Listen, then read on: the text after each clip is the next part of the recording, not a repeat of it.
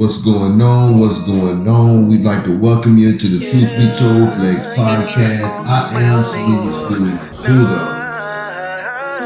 And yo, Ben Yahoo had business to take care of, but he has informed us, myself, and Benat Shalahaya. How you doing, young lady? Benat Shalahaya, how you doing? Doing well. Okay, Ben.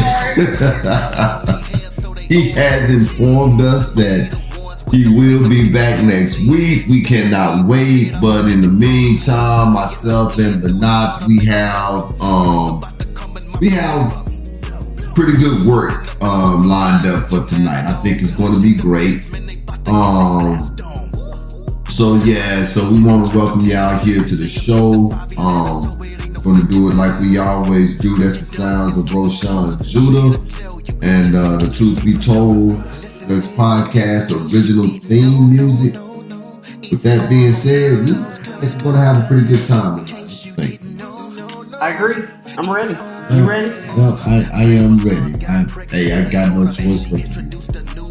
Well, with all the sound check issues we were having earlier today. Man, it was crazy.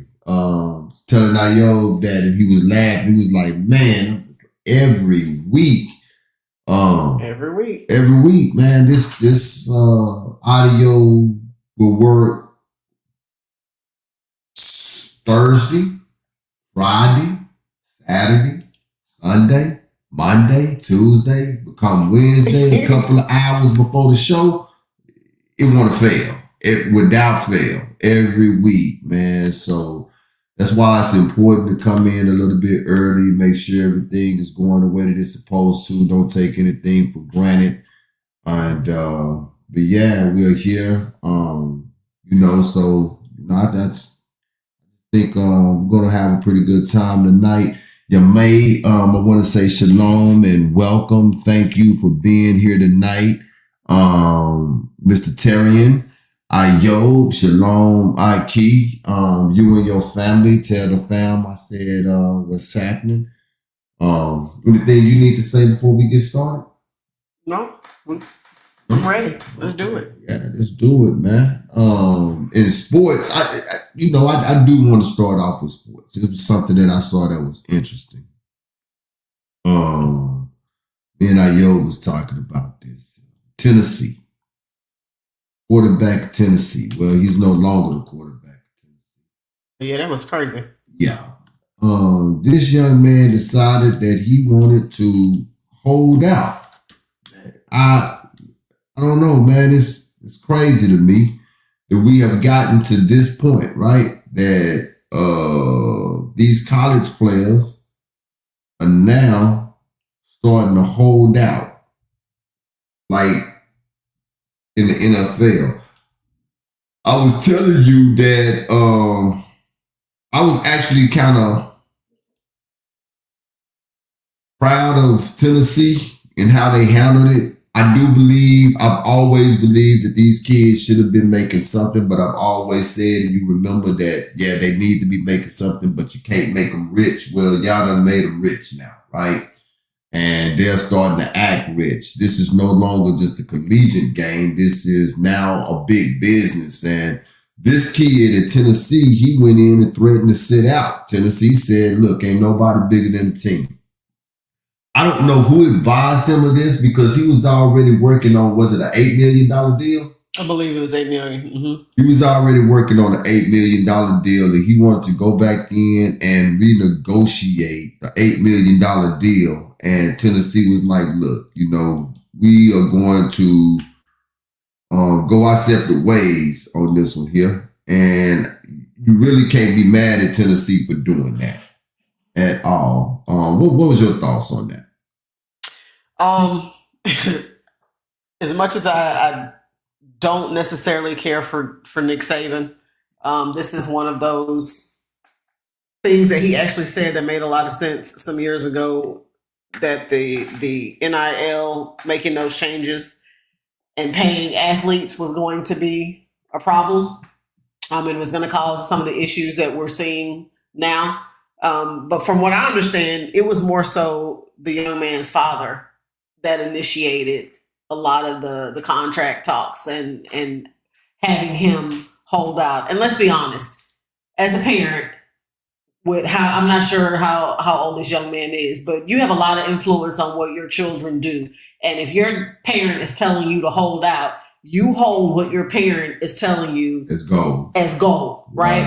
My dad is not going to steer me wrong. My mom is not going to steer me wrong, no matter how much he might not have wanted to do that.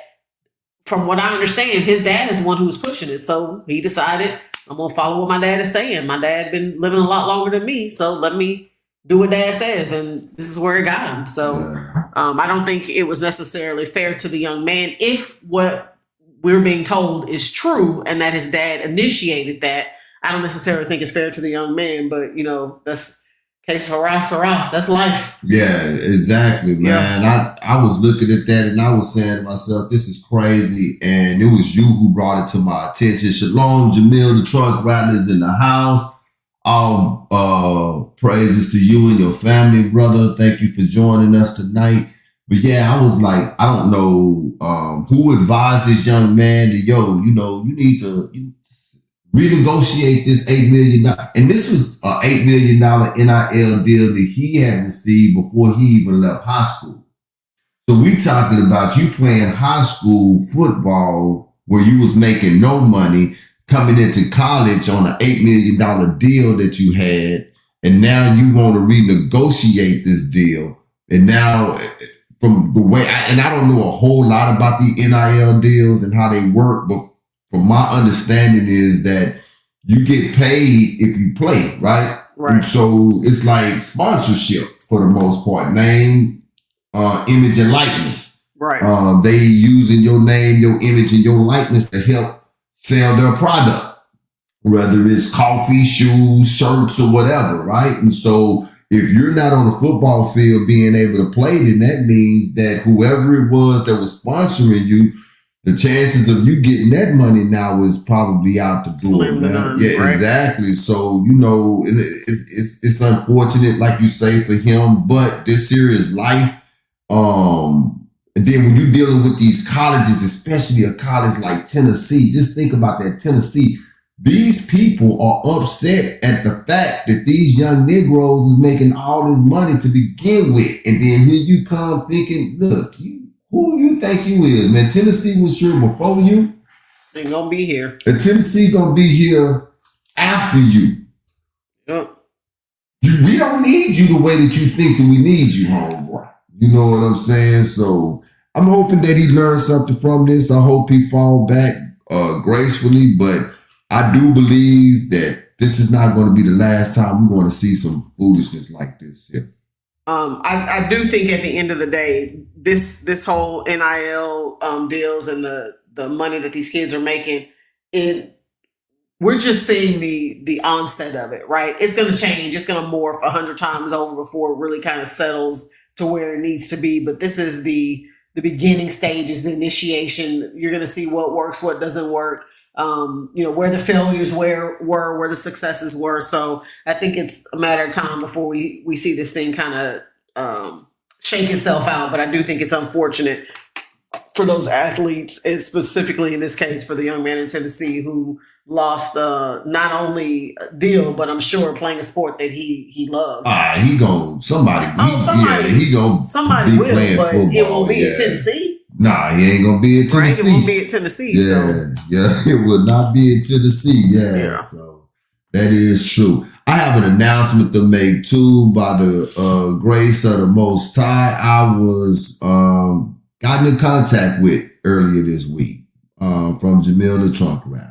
And the Truth Be Told Flex podcast was asked to host Hundo Alatunde's listening party.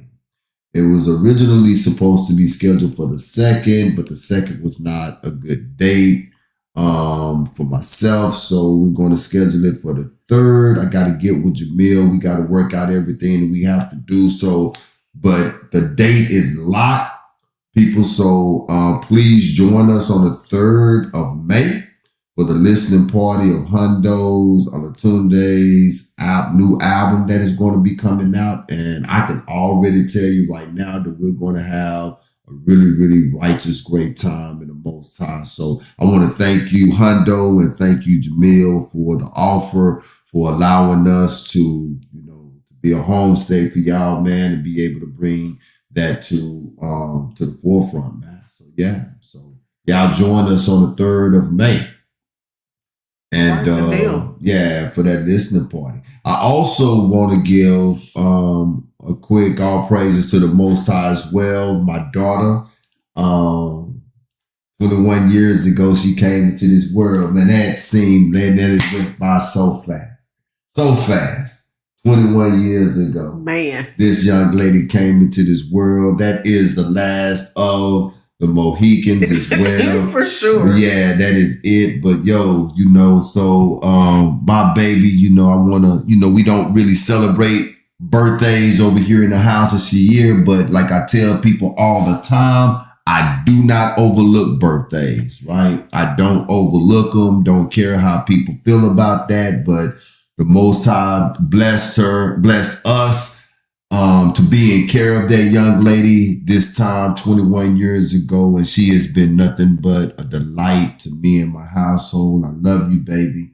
And so yeah, I just want to let everybody know the blessing that we received over here with that. Hey, you got a little tear over there in the corner. Catch that. Yeah, cut that out. Cut that out. Yeah. But yeah, so that's that, man. But let's get into some of this here, man. It's been the block has been hot in Texas a few days now. There in Frisco, Texas, which is north of Dallas. National news took place. Young man by the name of Karmelo Anthony. No relation to the basketball player, by the way. No relation to the basketball player whatsoever.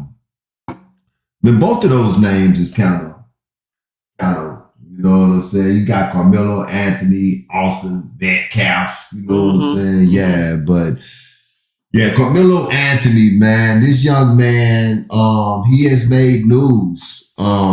He stuck a young man at a track meet of all places. And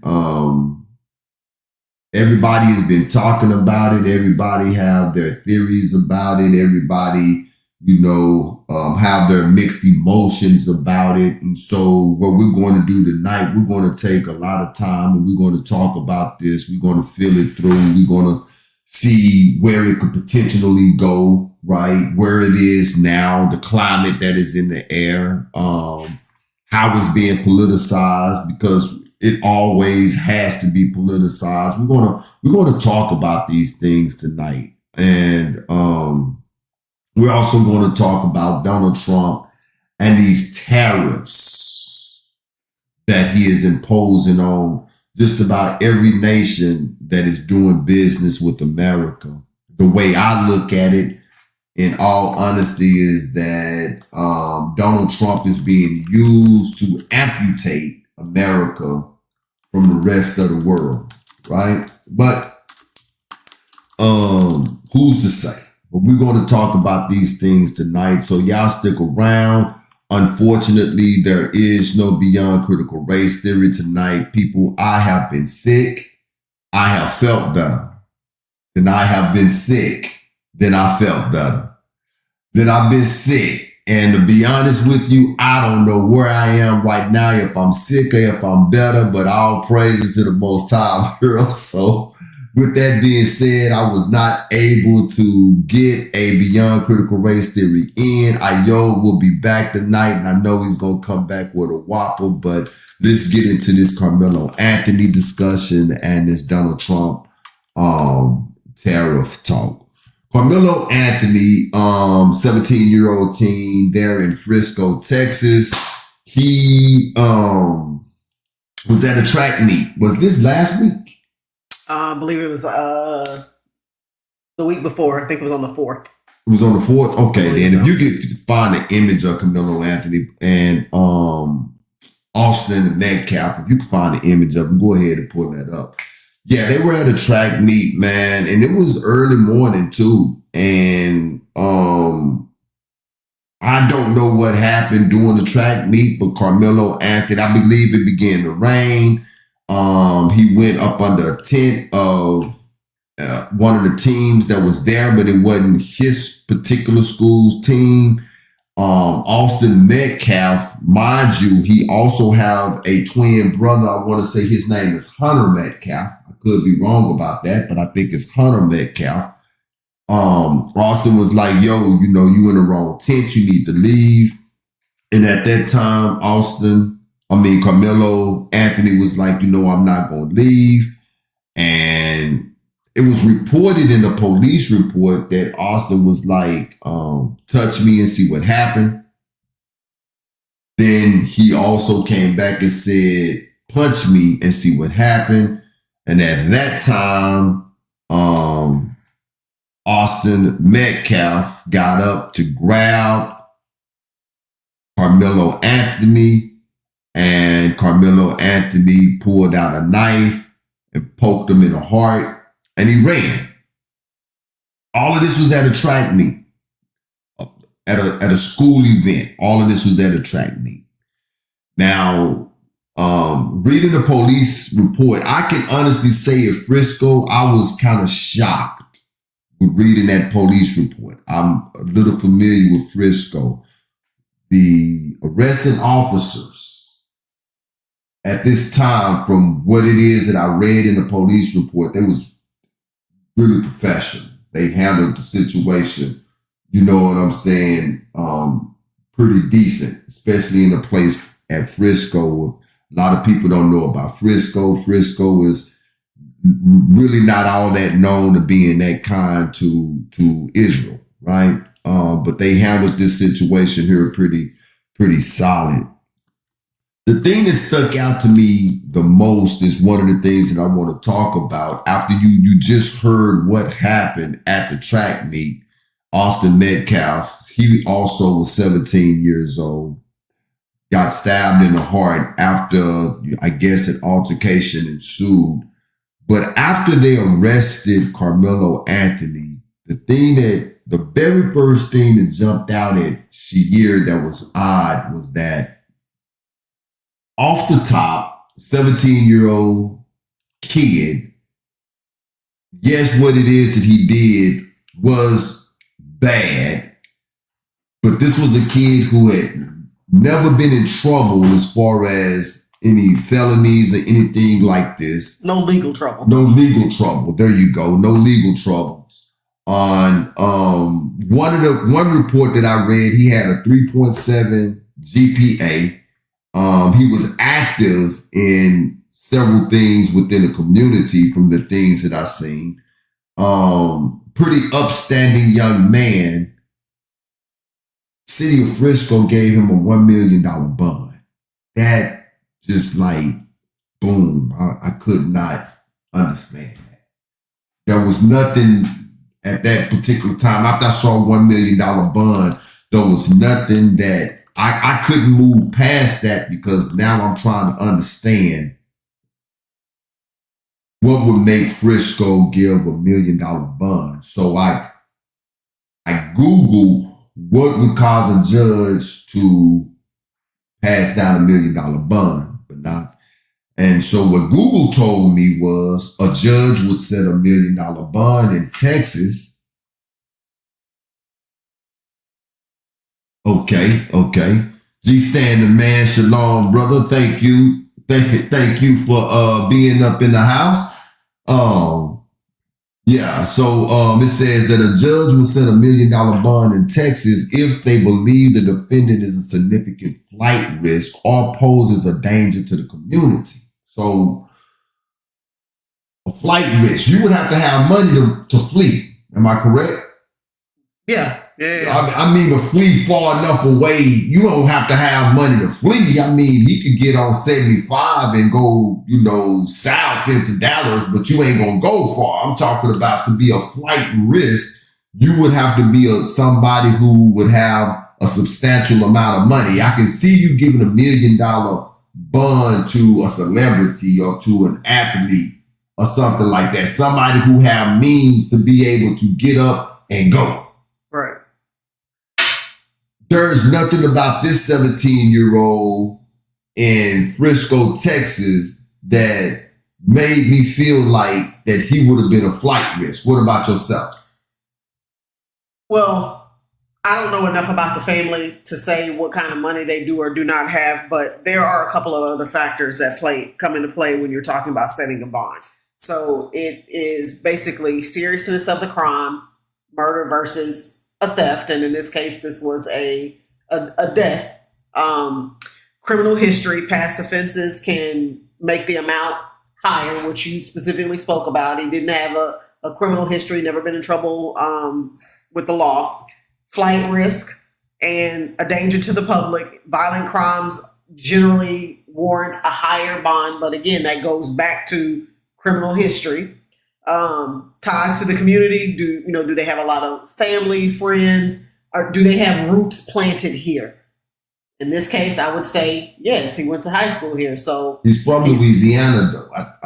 Yeah. Granted, but he's still planted here, right? It's not somebody who just showed up in Frisco one day and could potentially leave. Right. His family is here. He's 17 years old. Right. And then risk of witness tampering or obstruction. He's a 17-year-old kid. How much witness tampering could he possibly do? Right. How much of that could be at play here? So, and then the other thing is judges have discretion. They do. They have an ability to set, lower, raise, whatever they see fit. They have to look at all the things in play and then make their determination. Right. Right, exactly. So the $1 million bond to me was very excessive. I was not understanding it, and it caused me to dig a little bit. You remember the case of Amber Geiger? Yes. Here in Dallas, which she was a Dallas police officer. That was what her job was. And on the night that she got off of work, she claimed that she thought that she went into her own apartment, which was on a whole different floor from where she stayed at. Amber Geiger opens the door of Jean Jotham Bond, or how do you say his name? I just messed the man's name up. Y'all please forgive me, but both and John. Yeah, both and John. And she shoots him. Now, this is a police officer, someone who is a sworn officer to protect the community. She murdered this guy. Same thing, murder case, right? Right. The city of Dallas, which is less than 50 miles south of Frisco, gave this lady a $300,000 bond. A $300,000 bond. Now we talking about a police officer and a 17-year-old kid, right? Right. A police officer whose job was to protect the community, and a 17-year-old kid. Put this in perspective. How is it that you feel that it's fair to give her a $300,000 bond, police officer, and you give this kid a $1 million bond off the top? That, to me, it was just insane. I just could not wrap my head around what was the judge thinking in this situation. And it's these type of situations which causes us as so-called Negroes in America to say racist. Right. To call out racism. It is these types of instances to make us say unjust. It's not fair. Double standards. However you want to look at it, it is these type of situations that causes us to say these things, and the backlash that we get is stop whining. Mm-hmm. So, not playing devil's advocate here, but let me paint another picture. You're going to hear this name come up quite a bit tonight, and that is Kyle Rittenhouse. If you don't remember who Kyle Rittenhouse is the young man who took it upon himself to go to a rally. I believe it was what was the rally he was there for? I don't remember the exact rally. I'll find the information, but he decided he was going to cross state lines, carry a firearm, and shoot some people. He went looking to shoot some people, killed 2 people in the process, and injured 1. His bail was set at $2 million, but he had multiple felonies. So I'm painting the difference between the two. He had multiple felonies already. Huh? You talking about before the killings? No. Oh, okay. Because of the situation, he crossed state lines. He's carrying a gun underage. Right. So he was charged with multiple felonies, and he was also considered a flight risk.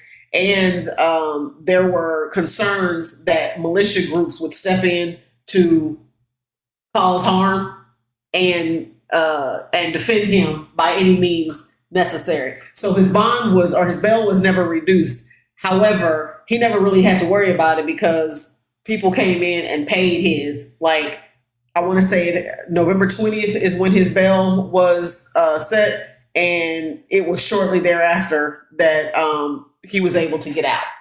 He was able to set his to pay his bond and get out. And he had, you remember who Ricky Schroeder is? Yeah. Ricky Schroeder and Mike Lindell are the ones who paid his bail. Right. Paid his bail for him. There were a couple of other groups that donated money, but they donated significant amounts of money in order to get him out. Yeah. And that's one of the things right now. Well, this is something here what Jamil said. Mill says he was invited under the tent. This is my first time hearing this narrative. He said that he was invited under the tent. The twins wasn't there at the time. They came later and began to bully Karmelo. And Austin put his hands on Karmelo after being warned not to. And a parent is a key witness with a video. I did hear that there was a video circulating today. This was my first time today hearing that there was a video circulating today. I can see him being invited under the tent at a track meet too, because you have all of these different schools at a track meet and you have friends that go to some of these other schools. Mm-hmm. Exactly. And this is a time that you are able to catch up with some of your homies and your partners that's at these other schools that you are competing against. So him being invited under the tent was a narrative that came out the same day. Same day that narrative came out. And because there were a few people, specifically those in the sports arena in high school, people that I know that are coaches that said it is not uncommon for students from other schools to go to another school's tent and sit under there with them, because you grow up with these people. Sometimes you start off at the same elementaries, middle schools, and then you end up at different high schools, or because you're rivals of other schools, but you're still friends with those people. Right. So they go hang out. That is not an uncommon practice. Yeah, exactly. Anybody that has played any type of high school sports and been around track meets or anything like that, that is not uncommon whatsoever. This is what happened, right? You go to these track meets and you be at other tents and stuff, as long as you are where you're supposed to be at when you're supposed to be there. Right. There is a history though. This, I can't say that I know. Allegedly, right? There you go. Allegedly, there is a history with those twins with being bullies though. This is something that I've heard several times with these twins, that they are bullies. And so, what it is that Jamil just said right there, and Jamil is not that far from Frisco, I don't believe. What it is, so I'm sure he's getting news that we're not receiving here in Houston. You know what I'm saying? Right. Local news that we're not receiving here in Houston. So with that being said, I can see that wholeheartedly, but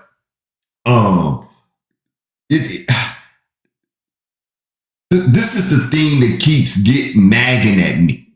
And I just want to hear your thought on it, because there has to be some type of a backstory on this some kind of way, because Karmelo Anthony took a knife to the track meet.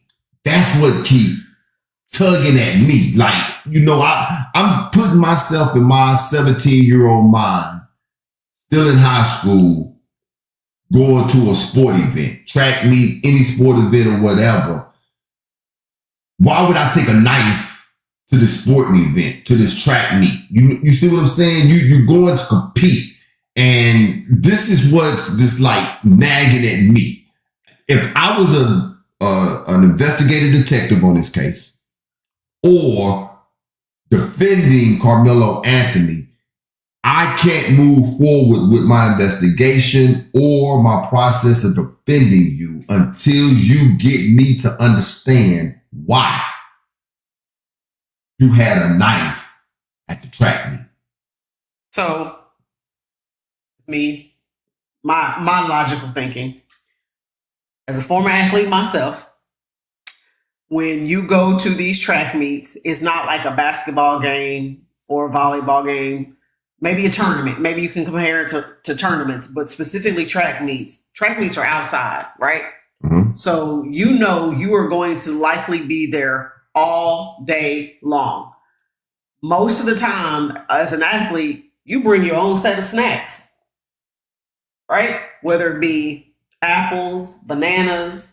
I don't know what these new age athletes eat, but I would imagine it's probably still some of the same thing. Apples, bananas, oranges, whatever it is that's going to help hydrate them throughout the day, because it can't always just be water and Gatorades and Powerades, these sports drinks.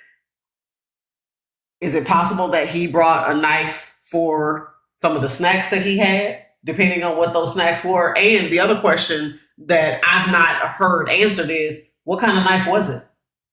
This is true. I heard someone say that the knife was never recovered. I think that's false because I don't believe that. Yeah, because I read the police report. There's and no way. It's in the police report because one of the witnesses took the police to where the knife was, and the police saw the knife, and it was raining. And so he took pictures of it before the rainwater washed the knife off. So yeah, they did find the knife, and that's a great question. What kind of knife was it? What kind of knife was it? Yeah. I mean, but I would still, and you know, your explanation, your mind state is not bad whatsoever. But I would have to hear it from him, though. I would have to know why you had the knife, and that's got to be something that got to come up in. You know what I'm saying? I'm sure it has. Just because we don't know doesn't mean his attorney doesn't know and the police don't know. Right. I'm sure if it was something, if the him having that knife was something that was ill-intended, I mean, obviously we're going to find out. But if it was something that was ill-intended, he had malicious intent behind it, that would have already come out. Right? His attorney is probably holding on to that. But I also remember telling you that a lot of what the attorney has been saying is some of this stuff that's being spread online, some of these narratives are hurting his defense opportunities. It's hurting his chances for defense. Yes. So all of these conjectures, all these different opinions, all these different stories, because there are so many different stories. I've heard all kinds of stuff being put out there, and most of it, in my opinion, is conjecture. People are making up stuff to put out there. It's a lot of stuff being made up. Yeah, exactly. And the sad thing about it is that the stuff that's being made up, a lot of people are running with it as if it's facts. Yes, they are. And that's the thing. This is one of these where we for real need to, let the facts speak for themselves in this, because he's going to have a hard enough time trying to have a fair defense in Frisco to begin with, outside of all of the noise that's going on. I like what Yame said, and I just do not disagree with Yame a whole lot here. She said, not even gonna hold you. I used to walk around with knives, blades, and all the weapons all the time. People be doing the most. I know individuals, Yame, who walk around, with blades in their mouth and stuff like that. So yeah, most definitely. You know what I'm saying? Most definitely. I'm with you on that. And to be ready so you won't have to be ready. There are multiple reasons as to why he had a knife. And it was just a knife, not just a knife, but it was a knife. You know, it's not like he had a gun or whatever. And that's one of the things that Bernat was talking about with the comparison with Kyle Rittenhouse, is that even though it was a knife on school property at a school event, it was a knife, something that is still within the grounds of what you would call legal, right? The only thing that would probably make it illegal is that it was probably on school grounds. But you can carry a knife. With Kyle Rittenhouse, he was a 17-year-old kid that was in a place that he did not have no place being, and he was carrying a weapon should not have been carrying because he was not of age to be carrying it anyway. So he had a double wrong. He had a double wrong in that put him in a situation that he was in, and he had a double murder case, right? And so, you know, with Karmelo Anthony, it was a knife. You know what I'm saying? And so, you know, you do want to have something with you at all times to be able to get somebody up off of you if you have to. And that brings me to the thing of he met Austin Metcalf with deadly force.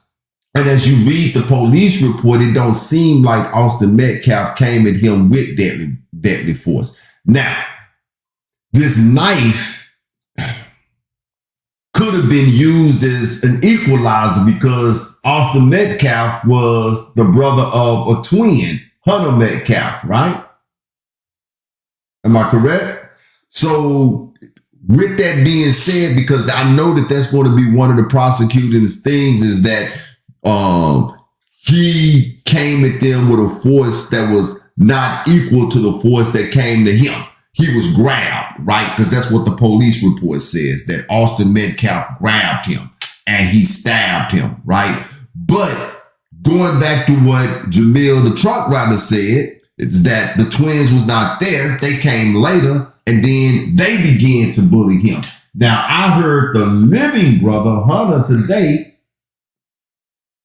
on the news, and he said, we got into an altercation. See, it's small stuff. It's the little bitty details. Exactly. It's the little details. With that, we got into an altercation. That lets me know that you also, you just implicated yourself in this situation as well. Right. Right? So if now Karmelo Anthony is 5'9", only weighing like 130 pounds, $130. These Austin boys was big boys. Right.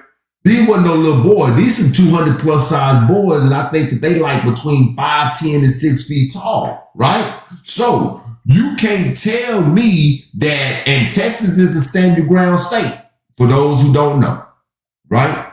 Meaning that you don't have to back down, you don't have to run. You can do what you need to do to defend yourself.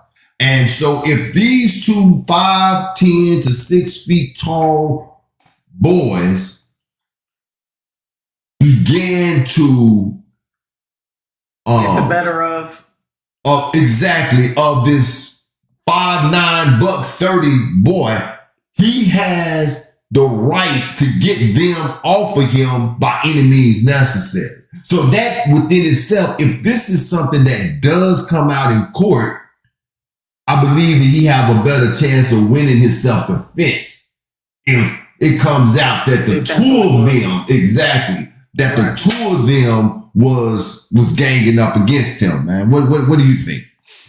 Well, obviously I agree that a 130-pound boy who is up against a set of brothers who are bigger than he is not in any position to necessarily win that fight. Anybody's going to pull out something in order to defend themselves. It's just in this case, it's being said that there was a knife involved. But let me say this before we go any further with this. At the end of the day, 2 lives are basically ruined at this point. You had the young man who was stabbed and lost his life. And then regardless of how this plays out, whether it's self-defense and he wins, or it's not deemed self-defense and he goes to prison, he has to live with the fact that he took another person's life. He's going to have to live with that for the rest of his life.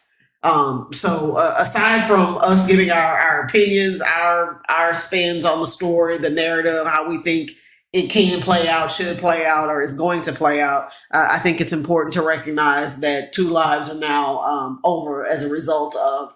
Let me not say over. One person lost their life, and the other person's life is going to be forever changed as a result of his actions, whether warranted or not. Right. And I'm in no way saying that the young man deserved to die. Let me be clear with that. I don't think that's the case at all.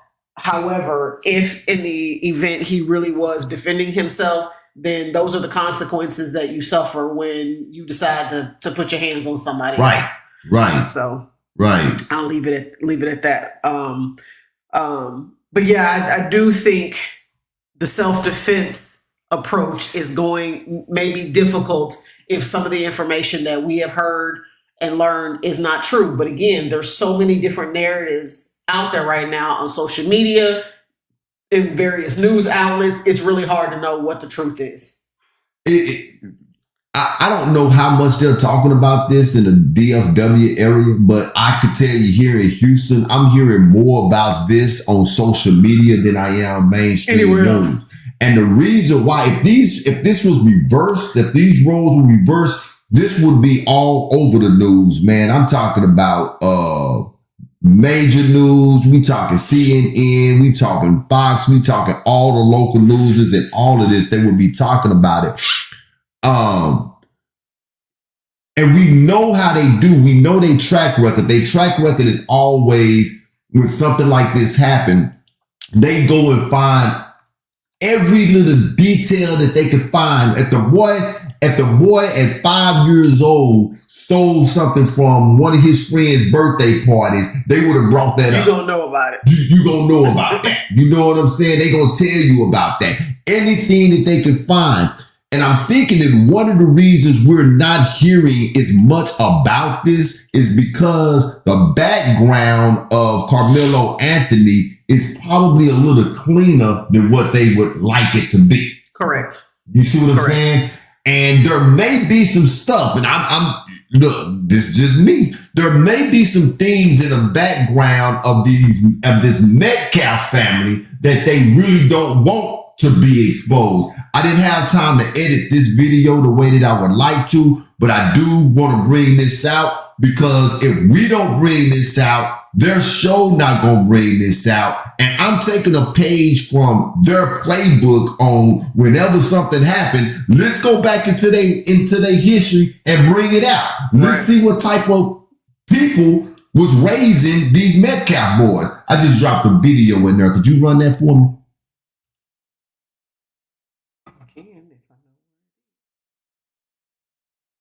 Right?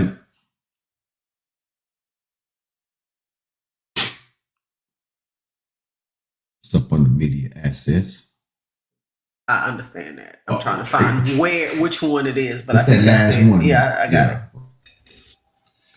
They doing every fucking thing they can possible to find dirt on Karmelo Anthony and his family, and it's pissing them off that they can't.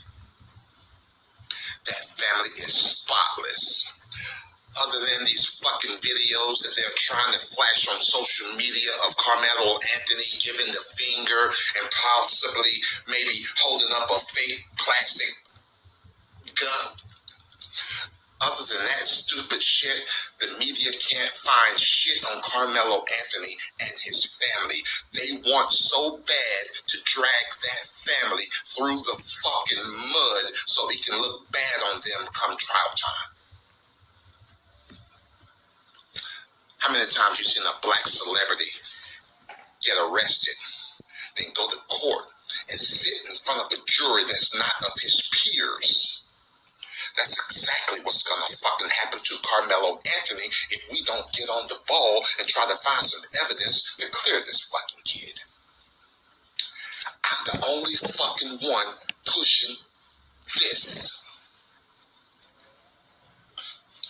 I'm the only one on social media pushing the father. I'm the only one on social media blaming the father. In 2011, arrested for SA. Those twins was 4 years old at the time. Shortly after that, the mother, Megan, packed up those fucking twins and got the fuck out of that house.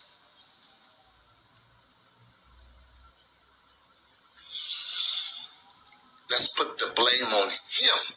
Let's blame him for his son not being here. We need to shift focus. I don't mind dragging a Metcalf through the fucking mud if I can save Karmelo Anthony's fucking life. There's some shit going on with this guy, and the world needs to see it. I'm the only one on social media pushing this shit. I'm begging and I'm asking for help to push this narrative. He's hiding something. He's fucking hiding something. What if, just what if he did, to those, and maybe those boys are the way they are because of what the father.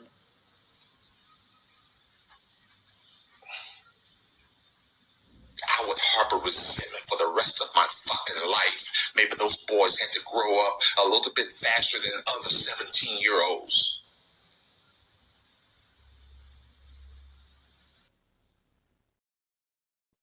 That energy that he had, man, is some great energy. I'm not going to lie, but I do want to say, I won't, apologize for the language, but I'm not upset with that raw, what's the word I'm looking for? With that raw emotion that he had. And look, I've been here and I've been studying this thing. And if Jamil, if you still with us, you tell me what you see in there in Dallas, because what I'm seeing on YouTube is that every time that they get a chance, they putting a camera in front of those kids' daddy's face. And they're always talking to the daddy. There is no way in the world that you can't tell me, but not that these folks don't know that this boy, daddy, went through this here and y'all ain't said nothing about it. If this had been the other way around, if this had been Karmelo Anthony's, right? Family.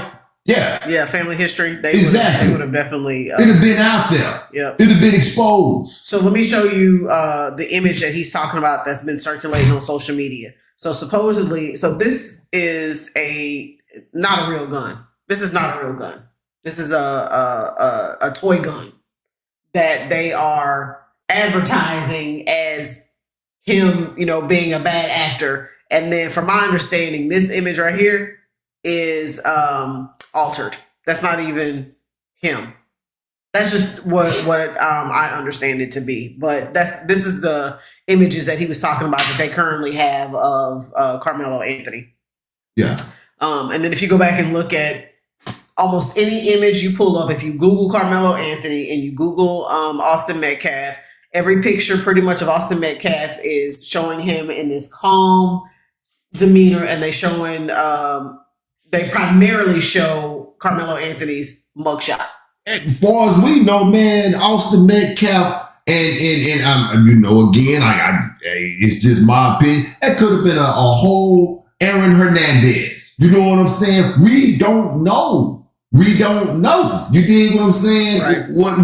We don't know the backstory, and it's shameful that we live in a time where social media and the media can convict a person before they have their time in court. Now, it's going to be hard enough for Karmelo Anthony to have a jury of his peers. We take that so lightly in America.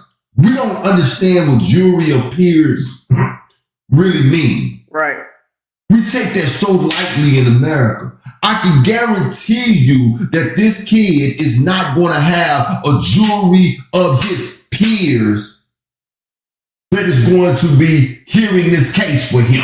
I can almost guarantee you that. I'm willing to bet though that they ask for a different jurisdiction to have this trial in, because it hot. It is hot. And I'm sure it's super hot in Dallas right now. Even though it may not be airing for us here in Houston, like you said, you asked Jamil, is it airing for them in Dallas? I guarantee you it's being talked about round the clock there because of the locale of it. But I do have to put this out there. While I agree with what on the video with him bringing up the dad's history, just because they always bring up history when it comes to us, I do agree with him bringing up the history just to put it out there. But I don't think it's fair to say that it's the dad's fault that this young man is dead. I disagree with him putting it out there like that.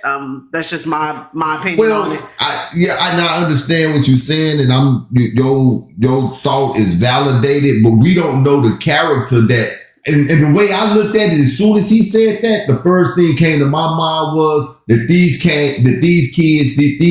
Metcalf boys are bad actors. And why are they such bad actors? They could be acting out. We right now are up under the news reports of the Hernandez boys. You know what I'm saying? And what it is. Melendez boys, and what it is that they did to their parents there in California. You know, and everybody is talking about it. Netflix done made a series on it and things like that, right?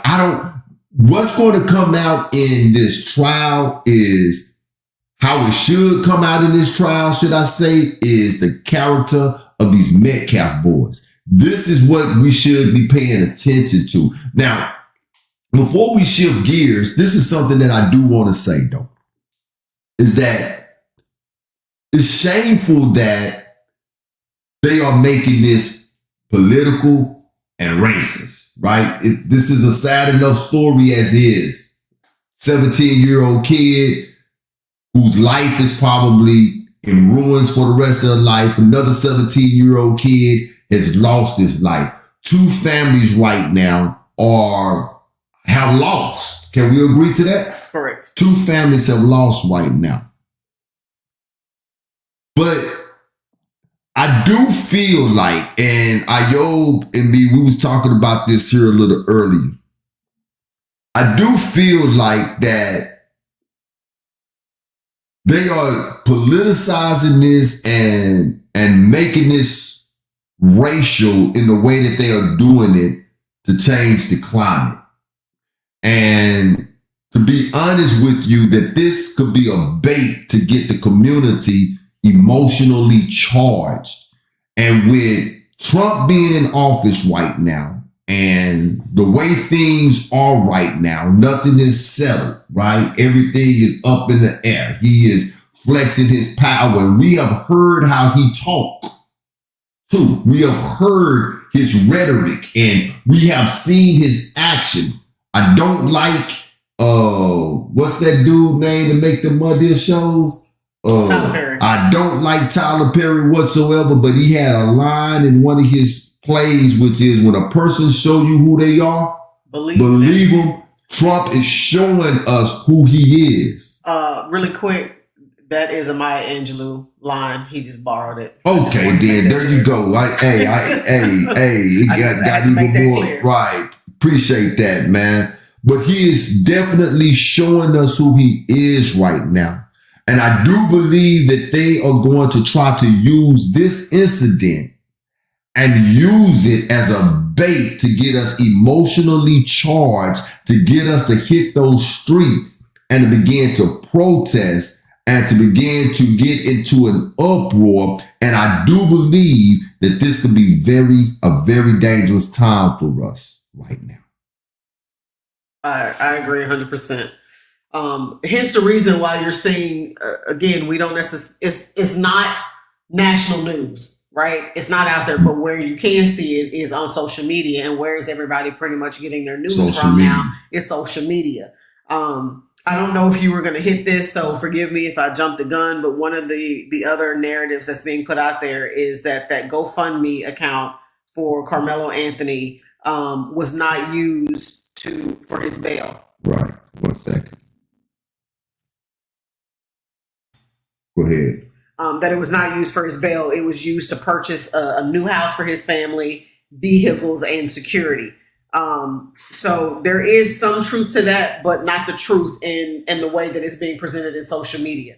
So the attorney came out and said that yes, they did use the money for a house, but not to purchase a new house. They had to put them in a gated community. One, because his family's life is being threatened. He has smaller siblings that need to be protected. And it's to keep the media and all these other people away from this young man, because now he is on house arrest. And if you're in your house all day long, what do news stations normally do? They go camp out at people's houses and they stay there so that nobody. They just burnt down the governor's house in Philadelphia. Right. So the attorneys decided to move him into a home where there's a gated community to protect his family and his siblings and him, of course. The vehicles, there is a tag on one of the vehicles. This was posted on there that there's a paper tag on one of the vehicles. So they're assuming that the family just bought a new vehicle. Now, it's possible they bought that vehicle before the crime happened. Either way, they have no way of knowing who the vehicle belongs to. It could belong to somebody else that's going in and out of the home. But they also said that they needed that money for security. It's not cheap to protect somebody in a criminal defense situation like this, right? Kyle Rittenhouse had a defense fund. He had security with him every single day. Right. The difference, though, is that there were volunteers who paid for him to have that defense. Right? Kyle is not Karmelo is not getting the same thing. Right. So that money was raised in order for him to be protected and his family to be protected. These are the type of things that we talk about when we say that America is not for us. I promise you, people, the older I get and the longer I stay here, the more I'll be like, man, I don't like this place. It gives me reasons not to like it. And I could care less about people who be like, you need to leave. Hey, give me my plane ticket. You see what I'm saying? Because what Bernat just laid out is it's all right for Kyle Rittenhouse to have money raised for his defense. It's all right for Kyle Rittenhouse to have security. It's all right for Kyle Rittenhouse to bond out, but it's not okay for Carmelo Anthony to bond out, because that's a problem right now. When you look at I hadn't even seen this here, but Nath was telling me about it. I believe that she saw an article where it says murderer. What do they call it? What do they call them? Killer team. Killer team. Listen to that, man. Killer team. How is it that you can even allow yourself to print something like that about a 17-year-old who have not even went to trial yet? Family of killer Carmelo Anthony to buy new house and security with donated $430,000 as he's freed in Austin Metcalf murder. He's not freed. He exercised his right of bailing out with the promise, I'm going to show up to court to have my day in court. That's not free. He has an ankle monitor on his leg. He's not free. He can't go anywhere. That's not free. Everything about that title, bring that title back up there. Everything about that is propaganda. Everything about that is to hit emotions to make a certain group of people mad. I can't believe that this killer is out of jail. I can't believe that he is free. I can't believe that he's using the money to buy a house. You see what I'm saying? This is the type of stuff that they do. And then when we point it out, you telling us that we wrong, that we reaching. That what you talking about is, you know what I'm saying? It is what's the word that I'm looking for? You know that it's you making it up. You know what I'm saying? Right. No, I'm not making this up. I am not making it up. Cal Rittenhouse was at a place he did not have no business being. He didn't even live there. He had no business being there. It was after curfew. He was only 17 years old. He had a gun that he was not legally supposed to have. And he killed 2 people. And injured another. And all conservatives of America got behind him and held him a hero. And we don't know the story of Karmelo Anthony at all right now. But yet you can write killer teen because he killed a white boy. Make it make sense. You can make sense out of nonsense. Make it make sense, man. So yeah, you know, but I do believe that they are using this to get us in a state. And I saw y'all made what she put up, not protesting. All praises for that. I do believe that we need to let this with her play out, man. This is one of these where I feel, and you guys can disagree with me, that's cool, but I do feel like this is one that we might need to sit this one out. Let this one hear, you know what I'm saying? Because at the end of the day, this is the thing. I don't want to see the young man. I don't want to see the young man spend the rest of his life in prison. Don't want to see the young man get a sentence that's going to be beyond him spending the rest of his life in prison. But at the end of the day, there was an altercation that took place. There was a murder that happened. At the end of the day, these are the things that happen. We cannot allow these people to get us in a state, especially with this nut that's in the White House right now, to get us in a state where all he have to do is make a phone call or do something retarded to have all of us hemmed up looking like Ubu the Fools. You dig what I'm saying? Yep. Let's save that energy for something that is going to be worth it in the long run for all of us, because we done been down this road here, I don't know how many times, and it ain't changed nothing. It ain't changed nothing. We can't go down this road again. We cannot do it. Yup, we cannot do it. We still having sound issues. I need you to fix me, sir.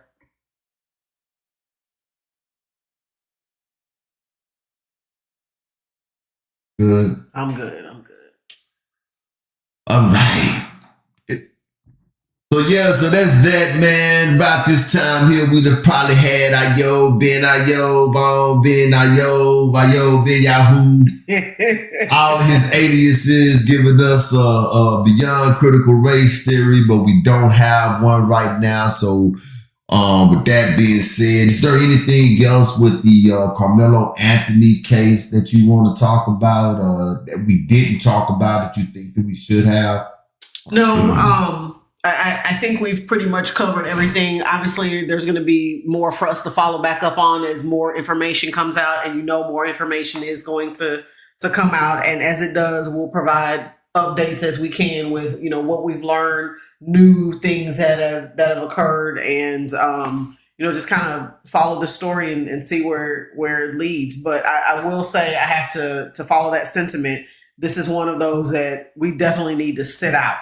We should not be going and protesting and fighting this one in the streets, because I think the energy that the media is trying to put out there is definitely trying to be divisive. We already have that enough as is. We don't need one more thing to give law enforcement or our current president an opportunity to send us to Venezuela, man, El Salvador, where we're trying to send all the criminals. Because I heard the latest is he even trying to send American criminals, over to another country. That El Salvadorian president said he ain't sending that dude back. He said he told Trump.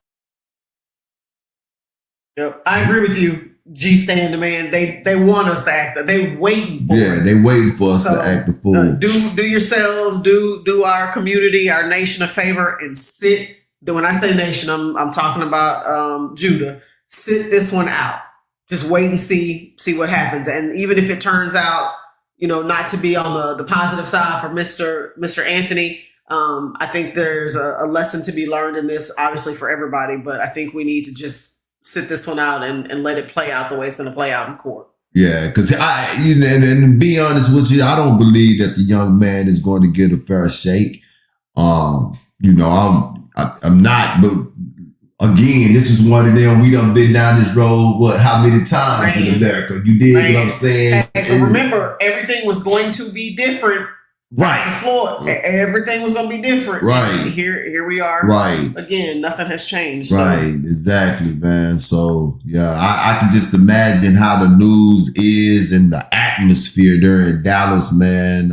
Around that little area, though, Frisco, Plano, and little area down there, man. I know it's something else. Beating right now. Yeah, for real. Yeah, it really is. But I'm going to tell you this. Excuse me. Those kids know what happened.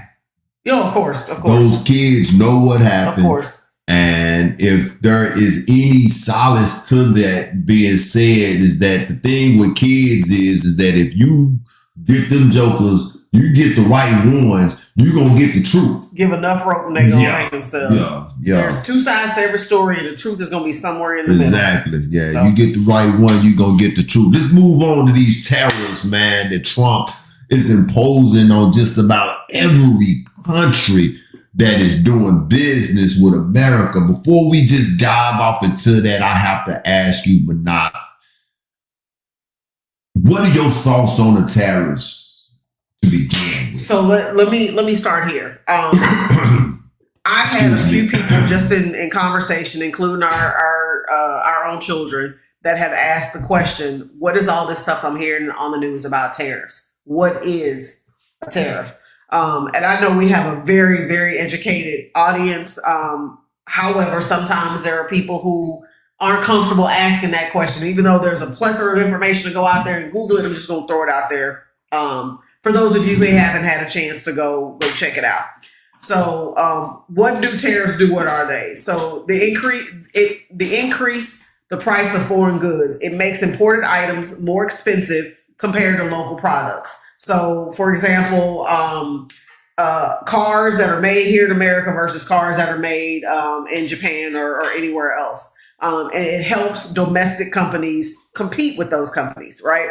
It generates revenue for the government, especially important for countries that rely on trade taxes, because that's literally what it is. It's an added tax to imported goods. It's supposed to protect local industries, encourages consumers to buy homegrown goods, and helps local businesses grow.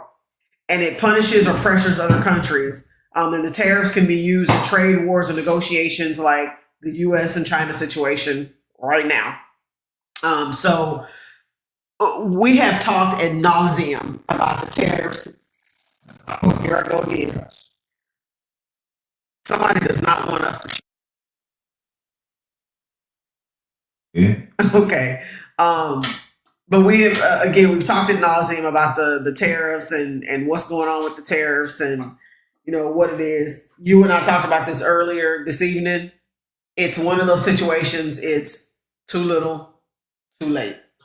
I understand what is supposed to be being done at this point. And I liken it to, it's like waiting until your child is 16 years old to start trying to implement rules. You have allowed your child to run amok, do whatever they want to do, talk to people the way, however they want to talk to them, including you. And then when they turn 16, now all of a sudden you want to implement some rules. Right. Well, it's a little too late for that. Right. I do think that the idea of tariffs was great. It's supposed to help make businesses in the U.S. more competitive in terms of what's being done overseas and in other countries. But we gave up that opportunity many moons ago. and it's going to be very difficult to get, if anything, impossible to get it back to where they're trying to get it. Back as far as 1993, I can honestly say that I'm blessed that I'm old enough to remember seeing products in this country that used to for real say "Made in America," man. You know, I'm old enough to remember that. We have a generation of people in this country who have absolutely no idea what that looked like, to be able to pick something up and read it to say "Made in America." I have a couple of pieces in my house that's made in America. I do.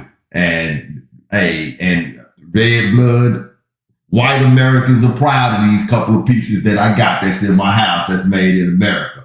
I don't believe that their productivity is ever going to be outsourced, right? You can use your imagination on what it is that I'm talking about. It's never going to be outsourced. This is something that's always going to be made in America. And if it's not, but you better believe that you're going to hear some uproar about why this here is no longer made in America, right? But the majority, I'm talking about the bulk of products, it's like Bernard said, is too much too late. Tariffs, I wish I could have found the video, and I just thought about it, of Donald Trump maybe 30-something years ago, a young Donald Trump on Oprah Winfrey's show, talking the exact same thing that he's talking today. If Donald Trump had ran for president then and implemented what he is implementing now, then he would have been on to something. And what the kids say, he would have been cooking. You dig what I'm saying? Because then there was something to protect here in America, right?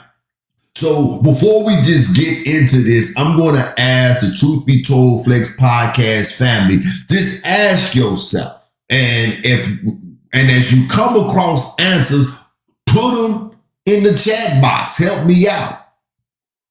What do America manufacture? What is it that we make here in America that we can export to other countries that they can benefit from them? What manufacturers, what industries do America have here right now in 2025 that is beneficial to China or Japan or Canada or Mexico or any other nation? Anything. United Kingdom. United Kingdom. Put it in the chat. Let me know right now what America have that is worth saving. Right? While you think about that, we're going to listen to a 1993 debate of Al Gore and Ross Perot for the presidential election. Ross Perot in 1993, everything that he said in 1993 is where we at right now in 2025. We're going to come back and revisit this. It's the 2-minute one. I'll explain it, but what we see here tonight is why our country is $4 trillion in debt, going $1 billion in debt every working day. Nobody ever focuses on the real problems. Now, I'm going to try to say this as simply as I can. Alliance Airport is in Fort Worth, Texas, not in Mexico. Alliance Airport is owned by the city of Fort Worth, not my son. Can you shake your head on that? No. The Alliance Airport, check the FAA, is owned by the city of Fort Worth. You don't have ownership of the airport of the now, I'm gonna Alliance Corridor Incorporated. Please. All right, let him finish. Please. Let's have an unnatural event and try not to interrupt me. Okay. Now, my son owns land adjoining the airport.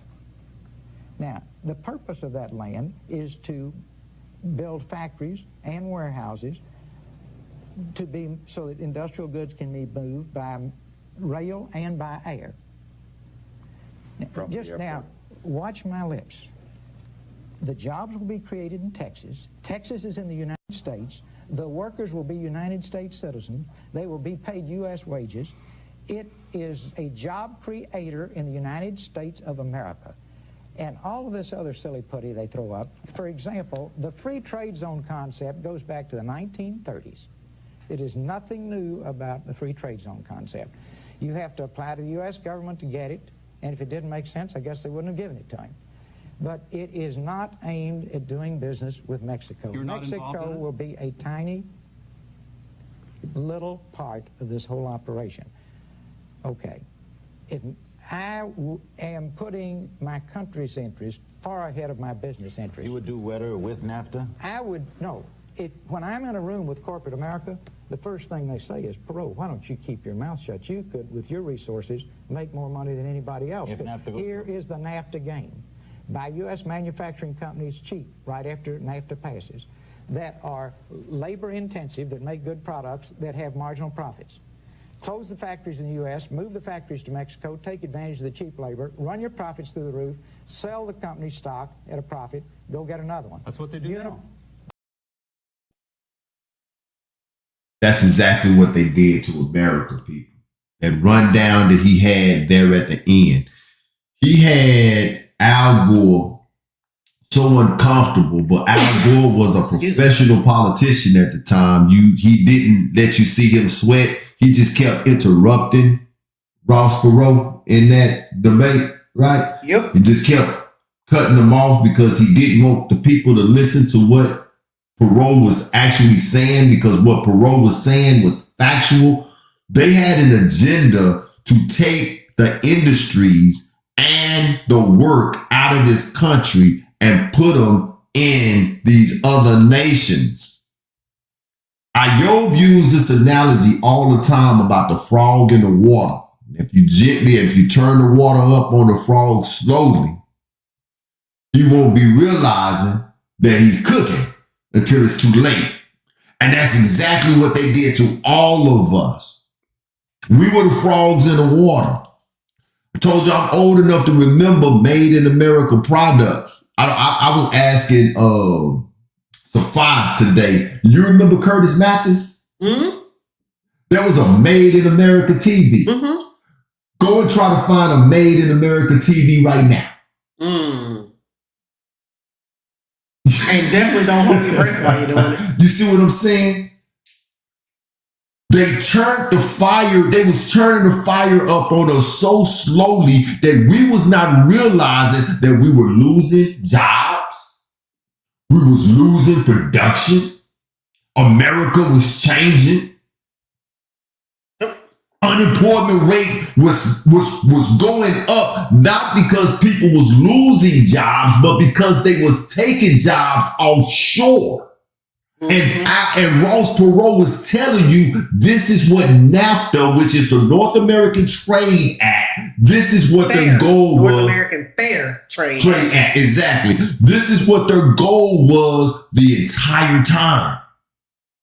Look, there's not a town in America that don't have a Walmart. Me and my wife was talking about this today.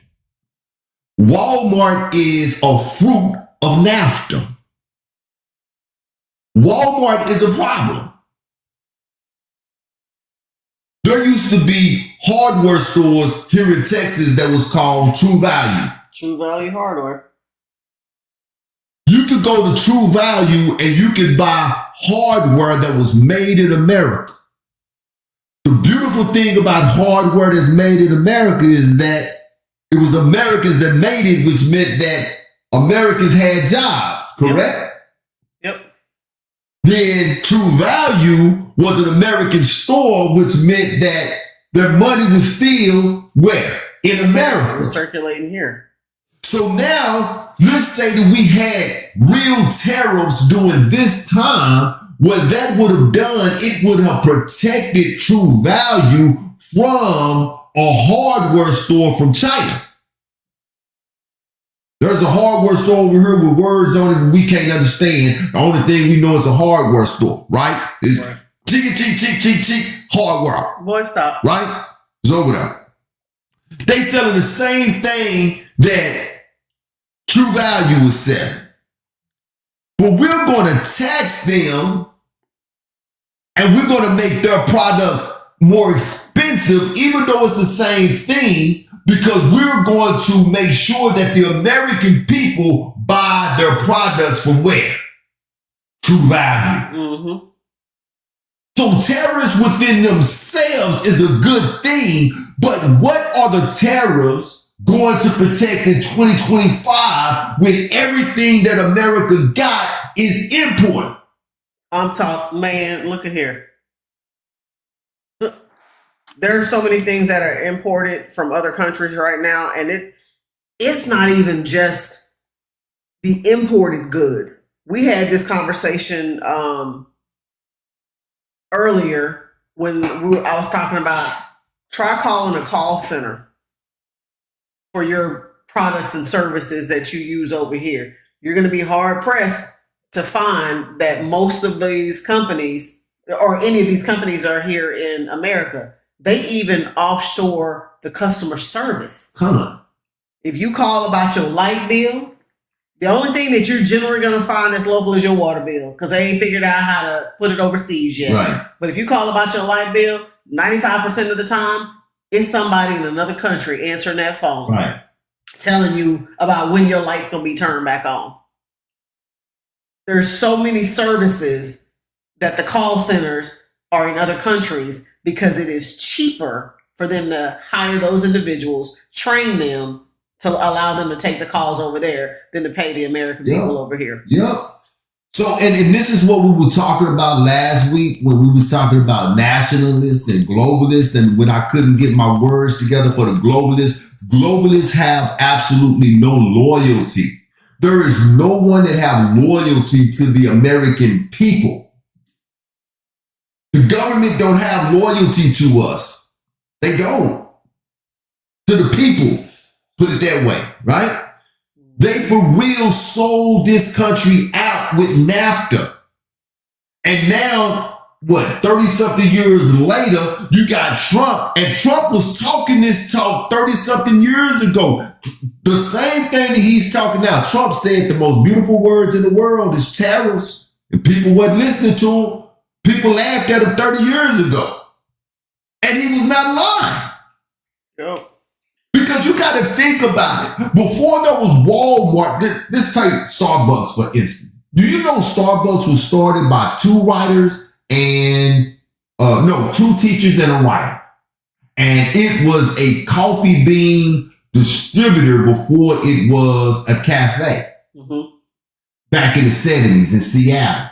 Mm-hmm. This is how America was built. We can come together and we can start us a business and we can make money with our hard-earned business that we started, and we can have something that we can leave to our family. But with NAFTA, with the North American Fair Trade Act, they came in, you had Wall Street economics and common folk economics, right? I can't remember the name of the guy that actually bought Starbucks from these three individuals, but what he did was he was funding money from Wall Street, unlimited amount of money from Wall Street. And with that money, he was able to advertise Starbucks and put Starbucks everywhere that he possibly could. Now, let's say you and I own the Starbucks. The Bonathenshire, not a Starbucks, but a coffee shop. The Bonathenshire coffee shop. And we have owned it for 20 years. But now all of a sudden, across the street from us, what pops up? A Starbucks. Mm-hmm. We can't have no coffee shop no more. We can't compete with Starbucks. Starbucks is no different than Walmart. What it has done was, that's the name. Come on now, y'all, man. Howard Schultz. That's the name. What they have done was they have squeezed out individuals like you and I, which are the American people, to be able to own our own and make our own money. And they have made these giants like Walmart and Target and Home Depot and Lowe's and now Amazon. They have made these super giants to squeeze out individuals, and they made all of us slaves. Yep. We slaves to the corporations, people. Well, I just picked up 4 different items in this office. I was wondering what you were doing. You were starting to make me mad. I was like, what is she doing? I picked up 4 different items in this office just to get a feel for where these products are. We have a made in Canada, a made in China, a made in Indonesia, and a made in, what did this one say? Dang it. It took me forever to read it because I can't read the fine print. But it's not made in America. It's not made in America. Made in Mexico. There it is. Made in Mexico. It's not made here. Right. Not one of the items I picked up on this desk is made here in the U.S. And the benefit for America to have all of this stuff made in China, in Indonesia, in Mexico, in all of these other places is, why would I pay the American people $23, $25 an hour to make this here, right? When I can sit and when I can have a sweatshop in China where I ain't got to deal with labor laws, I ain't got to deal with benefits, I ain't got to deal with other taxes, and I can only pay them what? $2 an hour. $4 an hour. Mm-hmm. Right? Yep. And they gonna work 12 hours a day. And they gonna work and they ain't gonna complain. And if they are, they ain't complaining over here. You understand what I'm saying? They're not going to HR. Right? So this is what the country has done, and now you got somebody in there. He's selling to you that he's trying to rectify this here, but Trump know that he can't rectify this here, people. This fuse is burnt up. It ain't no coming back from this here. You understand what I'm saying? Yep. It's too late. So, and here's the other part of that. The U.S. Trump decided he was going to implement all these tariffs on all these countries, the biggest ones being China. Right? It started off with 10% in February and then increased to 20% in March and then escalated to 34% this month. And then Canada, it was 25%, Mexico, 25%, Europe, 20%, United Kingdom, 10%. But here are some of the other countries that it includes, and here are some of the percentages of the tariff increases. Vietnam, 46%, Thailand, 36%, India, 26%, South Korea, 25%, Indonesia, 32%, Cambodia, 49%. And the list just goes on and on and on. But I challenge you to go look at any of the products that you have, clothes, your furniture, anything, and see where it was made. And you tell me, like you said, how is it benefiting this country, the American people right now, for them to be putting the tariffs on these other countries? Not benefiting us. Not one iota. What it's doing is we the one paying for it. Yep. Because, I don't know if Bernard explained it or not, but how the tariffs are paid. These countries are not actually paying the tariffs. The ones that buys the imports are the ones that pay the tariffs. So for instance, like Walmart, we was talking about Walmart, right? Well, one of the things that make Walmart so dangerous is that Walmart, you go into any Walmart sell food, Walmart sells electronics, Walmart sells clothes, Walmart sell hardware, Walmart sell tools, Walmart sells tires, Walmart sell auto parts, Walmart sell, and on top of that, Walmart got a bank inside of them, and they got a restaurant inside of them. You forgot one of the biggest things they sell. What? Groceries. I thought I said food. I thought I said food at the beginning. I didn't say groceries. I said food. Oh, okay. But yeah, groceries, yeah. They sell all of that in Walmart.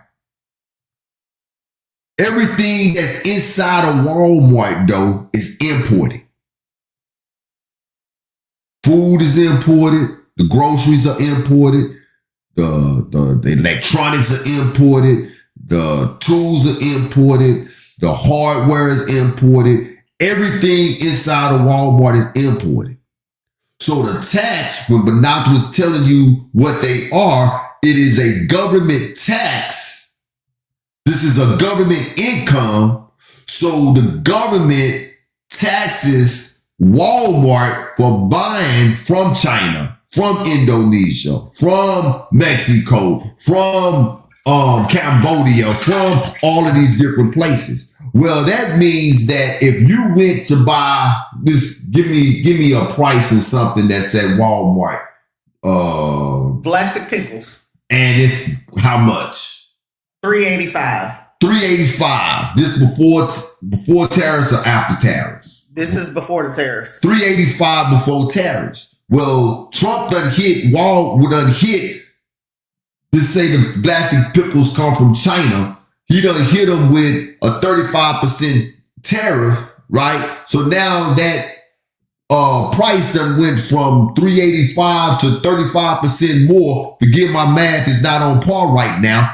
That make it, you know what I'm saying? That pulls it up to what, darn near almost $5 or something, right? Close to it. You see what I'm saying? Well, Walmart pays that, but guess who that payment is moved down to? You and I. So one of the things that Trump said that he was going to do when he got in office off the top was what? Decrease prices. Can't do that if you implement tariffs on everybody. You can't do that if you implement tariffs like this. And then what makes it even worse is you think about, so we have a grocery store in Houston, H-E-B. H-E-B is a phenomenal grocery store. Love H-E-B. Go get fresh fruit and vegetables. It's as close to going to a farmer's market as you're going to get, other than going to a farmer's market to get your fresh produce, right? Because it's a local store. They get all their stuff as much as possible locally, right? So you don't see a lot of name brand products. You see a lot of H-E-B products because they get it locally and package it here.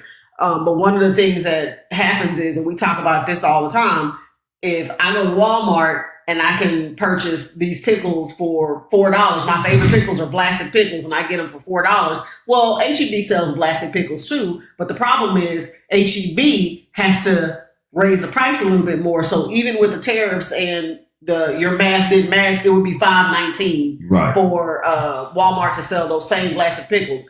H-E-B is going to have to sell them for probably $6 to turn a profit on it. Right. Walmart, because there's so many of them, because H-E-B is really only locally. Right. It's really only here in Houston. It's starting to branch out a little bit past Houston into like San Antonio, some of those other areas. But for sure, it's a Texas brand store. But they have to pass those costs on to the consumers in order for them to turn a profit. And we can be mad all we want to about the cost of eggs and some of this. Did you know our eggs don't even come locally? Like, we don't even get them from local places here. I know it.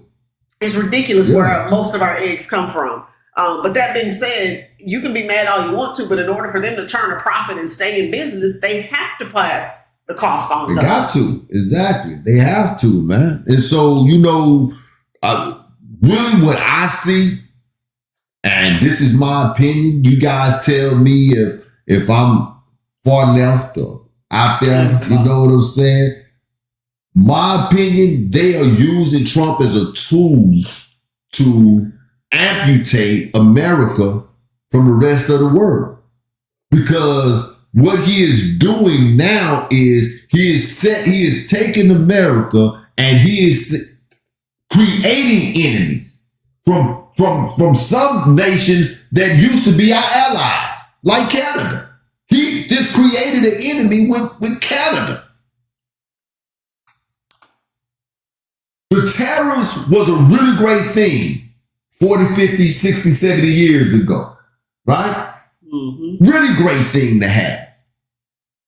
But when you allowed this country to sell everything that made this country great, when you allowed them to do that, to turn a profit, there's no reason for you to put tariffs no more, but to make other nations mad. That's it. Say it, y'all, man. What she say? How else is Babylon gonna fall? And what have we been saying here on Truth Be Told for the longest? That the only way for America to fall is that it has to fall within. From within. It's got to implode from within. We've been saying that here on Truth Be Told since day one. And they are using him to do this right now. Yep, that's why it was so easy to get him back in office. Exactly. I mean, not that I wanted her to. We've talked about this ad nauseum, but your girl was never going to win. Right. She was never in a position where she was going to win. Right. Never. Right. She was not set up to win ever. America is useless right now, man. As my mama used to say, and I know it's an old saying, but America right now is useless as a tit on a bull. America has absolutely no value to any other nation right now. And the words that is coming out of Trump's mouth are coming out of the mouth of a salesperson. And the people that is listening to him and is buying what it is that he's selling, they're buying his sales pitch. Because what he's saying is actually right. It's attractive. It's attractive, it's right, and it's attractive, but it don't have no weight because there's nothing to save here anymore. It's like sitting in on what do you call those? Oh God, what is it called when they want you to purchase timeshares? It's like sitting in on a timeshare. Like, right. You know you're being sucked in, but dang it sounds so good. It sounds so good. It sounds so good. They got the right person in there right now, man. For real. You know? And the ones who is not buying what he's saying are for real the people who pockets are hurting. And I can understand where they coming from because tariffs don't mean nothing to them. They not understanding what's going on. All they know is prices is going up. That's all they know. That is it. And then you got the money people who is looking at it from the standpoint of that if it do get so tight, well then that's going to force the reserve to lower the interest rates. Look, people, y'all better go back and study history. Right before the fall of Rome, what was going on? Do you not know that right now, look, they got the big three for basketball, then they got the NBA.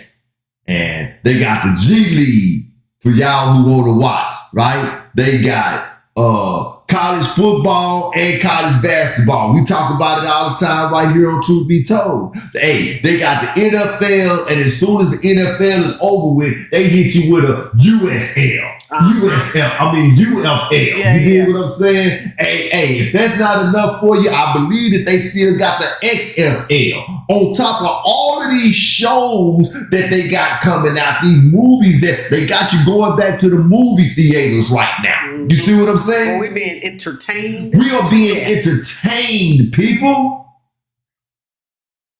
We are being entertained while Babylon is falling from up under our feet.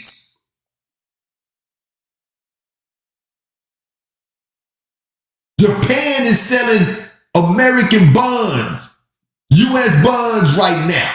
They selling them. When U.S. bonds was one of the hottest things that every nation had to get their hands on, they offloading them right now. May on it tonight. She said like how the band played the music on the Titanic. Come on now. Titanic going down and they just playing music to try to take your mind off the fact that you come on now. You is about to die. Yes, indeed. This is a time when we need to be for real paying attention. Don't get comfortable and believe what it is that you see and not what you hear. And do your research, people. And do your research for real. Yeah, anything and everything that we're telling you on this show and that we've been saying, you can go research for yourself, go look it up.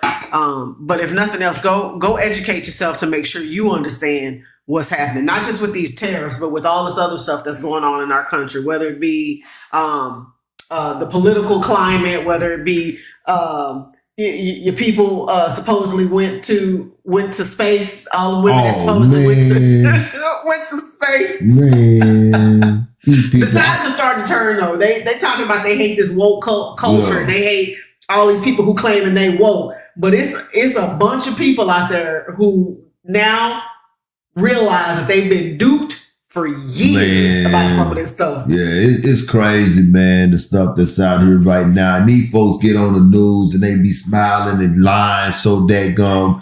Boy, I ain't nowhere in the world. I'll be a news reporter. I'll be up there laughing so hard on some of this stuff, man. I gotta report this. Say they'll fire me. All right.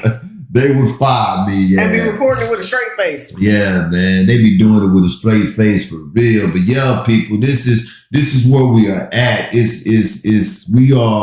are for real. We are for real in the last days. It's 12 o'clock out there for real. And America, we gotta realize America is the youngest so-called nation. It's a pseudo nation. I call it a pseudo nation anyway. It's not a real nation. And that's why they're globalists, because there's nothing to be loyal to. You think about America. Y'all done heard me ask this question 1,000 times. What does an American look like, right? We know what a Japanese look like. We know what a Chinese look like. We can even spot a Russian, right? Don't Ivana Trump look like a Russian? She looked like a Russian from everything that we done seen. She white, but she looked like a white Russian, right? We know what Germans look like. What do an American look like? What is an American? So when you look at it in a construct like that, you can understand that America has always been used for a tool to get to a mean. The mean has been met. Now the course is over. It's over. It's not needed anymore. And so those that are in power, those who is over the money, those who are over the financial institutions, they are looking at America as we have now got to start shifting the center of gravity to other places. We're behind on everything, people. We're behind socially. We got to be the most violent nation in the earth. We're behind economically. We're behind what is it? Educationally. That's the word I was looking. We behind educationally. The only thing we know how to do over here is entertain. That's it. The birth rate is declining. There's nothing that America has to offer anymore. And when you get to the point where you have nothing more that you can offer me, you become useless.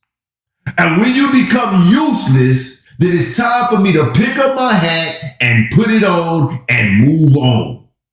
So all this make America great again and stuff that they talking about, you can believe in wolf cookies if you want to, but it ain't happening. It ain't happening.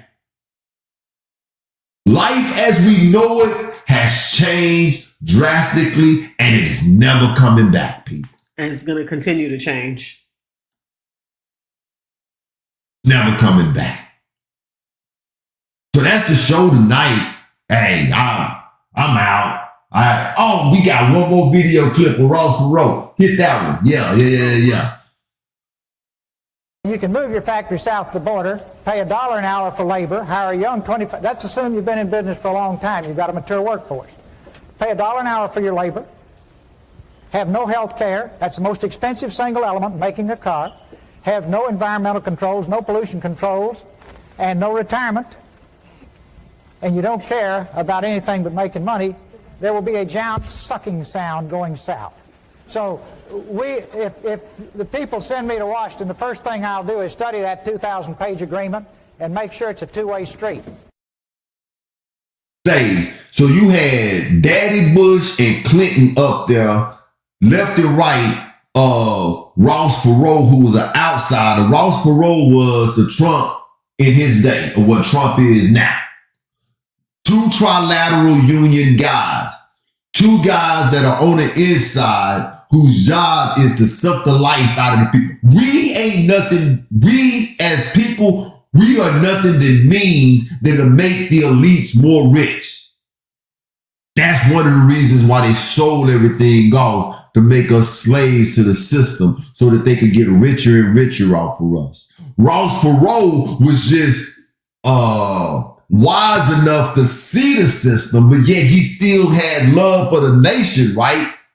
That he did not understand that what they was doing was intentional. That's because Ross Perot was a businessman, He too. was a businessman. He understood business. He He understood numbers. Exactly. Yep. Exactly. But that gun Bush and Clinton and Jimmy Carter, you don't hear a lot of people talk about Jimmy Carter. Y'all better wake up and go look at Jimmy Carter's administration. Jimmy Carter was a devil. Mm. That dude was a devil. He was a devil. Hey, their jobs was to use America to make those elitists and globalists richer than what they already were. The Rothschild put his fingerprint on this place and he never lifted it up. And now, Fuse is over with, people. It's over with. We done had the good old days. We done had the days of being able to stay up late and party all night and all that. It's over with. It's over with. Apple pie, what is it? Apple pie moonshine? What is it? Like Nico Moon, Apple Pie Moonshine. Yeah, it's over with, people. Yeah. Yeah. So, I'm not trying to sound insensitive or nothing, but this is for real a time when we need to start aligning ourselves with our power. And we need to start calling out to him, because if we still believe in any part of this system here, it ain't gonna work for you. But with that being said, I'm done. That's the show. We did this one under 2 hours tonight. I think we had pretty good topics. I love everybody who stayed with us tonight. You know what I noticed though? Nobody put anything in the chat on what America has to offer to anybody. Dun, dun, dun. Because there's nothing America can offer. Nothing. Oh, I know what we make. This is one thing we make. Don't put that out there. That's embarrassing. What? Brownie? Brownie. Somebody know what that is. Somebody know what I'm talking about. Look, somebody said disease. Touche. That's a great one. Well, with that being said. Yo. Where's that?